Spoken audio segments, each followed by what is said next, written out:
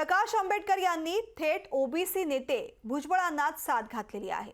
ओबीसीचा जो नवा पक्ष येतोय त्याचं नेतृत्व जर भुजबळ करणार असतील तर त्यांना वंचितचा राजकीय आणि सामाजिक दृष्ट्या पाठिंबा असेल असं प्रकाश आंबेडकर म्हणालेत।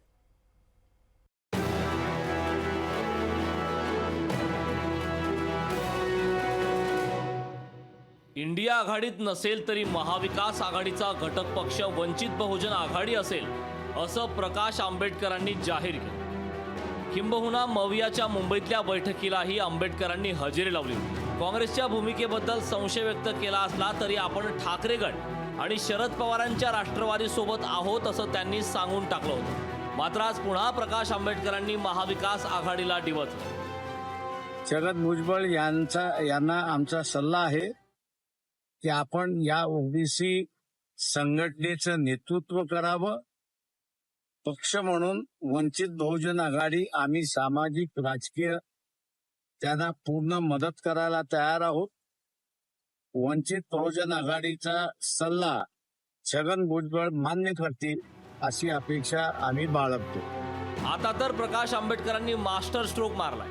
त्यांनी थेट ओबीसी नेते भुजबळांनाच साथ घातली। ओबीसींचा जो नवा पक्ष येतोय त्याचं नेतृत्व जर भुजबळ करणार असतील तर त्यांना वंचितचा राजकीय आणि सामाजिक दृष्ट्या पाठिंबा असेल असं आंबेडकरांचं म्हणणं आहे। प्रकाश आंबेडकरांच्या या नव्या भूमिकेमुळे त्यांनी एका दगडात दोन पक्षी मारलेत अशी चर्चा सुरू आहे। वंचितने मवियाकडे लोकसभेच्या 12 जागांची मागणी केली असली तरी तेवढ्या त्यांना मिळणार नाही।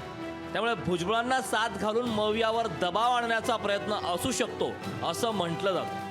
तर दुसरीकडे ज्या ओबीसीच्या मुद्द्यावर भुजबळांनी रान पेटवलंय त्यांनाच थेट आवाहन करून त्यांनी ओबीसी पक्षाचं नेतृत्व करावं अशी दुहेरी खेळी आंबेडकरांनी खेळली। आंबेडकरांचं ऐकायचं म्हटलं तर भुजबळांना मंत्रिमंडळातून बाहेर पडून शिवाय राष्ट्रवादीला सोडचिठ्ठी देऊन ओबीसी पक्षात सामील व्हावं लागेल। त्यामुळे भुजबळांची कोंडी करण्याचा प्रयत्न आंबेडकरांनी केला।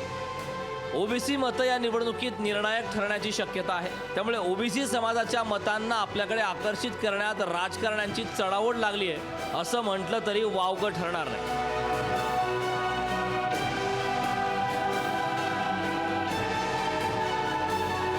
ब्युरो रिपोर्ट, लोकशाही मराठी। लोकशाही मराठी ऐका, पहा, जागरूक रहा।